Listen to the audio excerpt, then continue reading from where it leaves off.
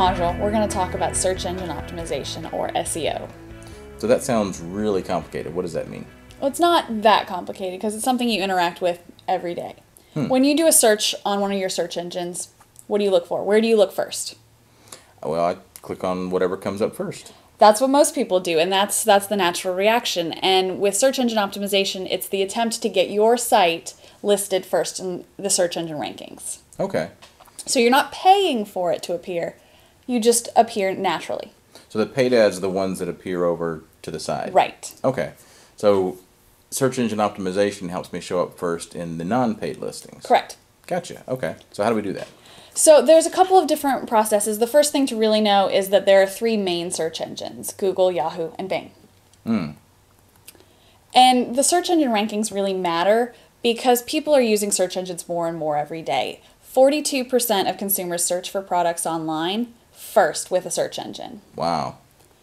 And then another very important statistic came from this eMarketer study, and the average click-through rate for a #1 position ad is 18%. Wait, so that means that 18% of the time people click on the very first listing that comes up. Right. And if you look at how that trend follows, it drops really quickly. So by the time you're at the 10th position, even on the first page of the results, you only have a 1% click-through rate. Wow, is there even any percentages left for the second page? Yes, there are, but it's very small. There's a joke that's actually really funny that says that the best place to hide a dead body is on the second page of the search results. Gotcha. So I can see why we definitely want to be on the first page and really the first listing, which sounds pretty easy because I've gotten a lot of emails from people that tell me they can get me #1 rankings on Google. So I should sign up with one of those? I would wait. You really want to vet these places. Those sites and those emails that come to you and promise a #1 ranking, they're very similar to a get-rich-quick scheme. Oh, I like to get rich quick. Right? Wouldn't we all? The key with search engine optimization, or SEO, is it's a very long and slow process. It does not happen overnight. So someone that's promising you overnight results, watch out. But I want to get rich today. We all want to get rich today. But it's a slow process. It's an evolutionary process. And the reason is the algorithm is what ranks your sites. It's a piece of software that's ranking the sites. And it can't rank every site immediately. I guess that's true. So everybody probably wants to be #1, so we can't all get there. So the algorithm is like the formula that the search engine uses to decide who's first? Right. The algorithm is something that each of the search engines has, and it creates that formula to figure out which site gets ranked on which keywords. They're also called sometimes search spiders, and they crawl. And that's how they go through websites. So that I might really use creepy. It does. I might use the word spiders or crawling when I refer to the algorithm, but it's all part of the same thing. So what are these spiders looking for? Okay, well, the spiders are crawling the web in search of three main things: Okay. content, links, and your site's architecture. Content, links, and architecture. Right. So what is content? So content is the words on your site. It's the actual who, what, when, where, why, how much that's on your site. Everything that explains your site. Okay. It can be just the text on your site. It can be a blog that's connected to your site. Anything that is actual words on your website. Just words? What about pictures and video and all that kind of stuff? Pictures and video are not things that can be read by these spiders. And so those tend to fall more into the site architecture side. So when you're talking about content, you want to write a lot of your website content with specific keywords in mind, keywords that people are going to use when they're searching for your business. Search is all about questions and answers, and you want to make sure that your business is the answer to your searchers' questions. I see. But there's a lot of different questions that I want to be the answer to. So does that mean I have a lot of different keywords? You usually want to focus on just a few that really describe you. It doesn't matter a number, there's no magic number, but as long as you're using really quality, descriptive keywords that describe your business and using that when you formulate your content. And what matters in content? Quantity and quality. Okay. So I want to have a lot of high quality content that references my keywords. Right. So it sounds like it's pretty important for me to choose the right keywords. Absolutely. There's additional information on choosing the right keywords and optimizing your content in the references section. Okay, great. So you said number 1 was content. Number 2 is links. What does that mean? Links are the sites that are linking to your particular website. Oh, okay. And that can be a huge multinational site that's linking to you. It can be a little tiny blog. If you own a restaurant, for example, and there are food bloggers that are linking to your site, that improves your optimization score, and the search spiders will see that.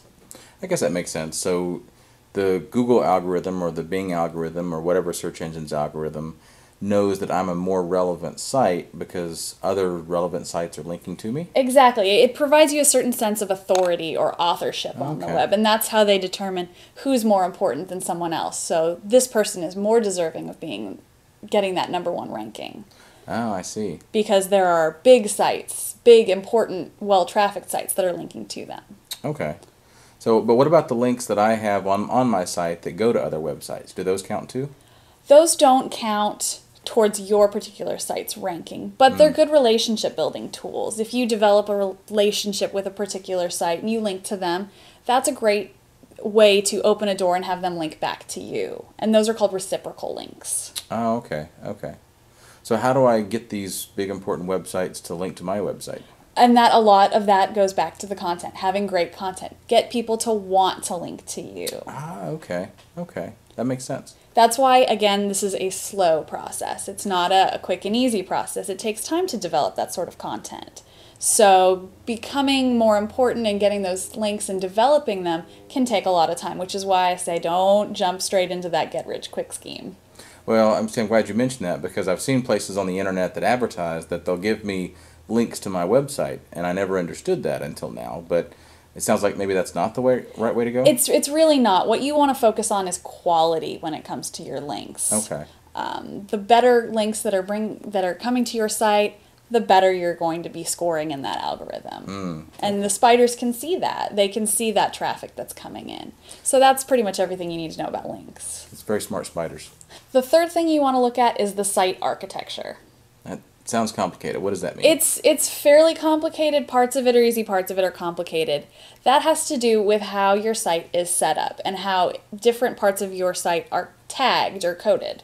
This part of SEO is one of those things that you might want to consider hiring an agency for, as long as they're presenting references and high quality and they aren't promising anything immediate. But things to look at on your site are title tags, meta tags, alt or image tags, how videos are described. And the reason is pretty simple. It's because these search spiders can only read text. Oh, right. So all my videos and all my graphics, they can't really tell what those are. They can't tell what they are. They don't know what they're looking at. And so if you explain what this particular image is of and are very specific in what the tag is or what the title of that page is, you're able to tell those search spiders what they're looking at. So how do I add those tags? You have to go into the actual source code of your site and change them or add them into the programming code. Oh, okay. So this involves a certain amount of HTML knowledge, and that's why this can get a little more tricky. But it's not that hard. You know, even if you do it yourself and pick up a book on HTML, it can be very effective. Okay. All right. Okay, so we talked about content. We talked about links. We talked about site architecture. But which one's the most important? The jury's still out on that one. Different sites are going to tell you different things. Different experts are going to tell you different things. I think at the end of the day, what's most important about it is that you have a nice balance of all three. That you have quality content, not only for the search spiders, but for your users, for your customers to be able to respond to. For links in order to get that exposure and develop your authorship on the web. And then your site architecture just to make sure it's user-friendly. That kind of makes sense because I've seen some websites where the text was all kind of crazy and the graphics weren't very good, but they came up pretty high in the search engine, but once I got to the website, I didn't really want to do anything with them. Right, and that means that the user experience isn't very good, and you want to make sure that you have a balance. SEO is one component of internet marketing, and so you want to incorporate all the different components into your marketing strategy. Okay, so I'm looking forward to seeing what comes next.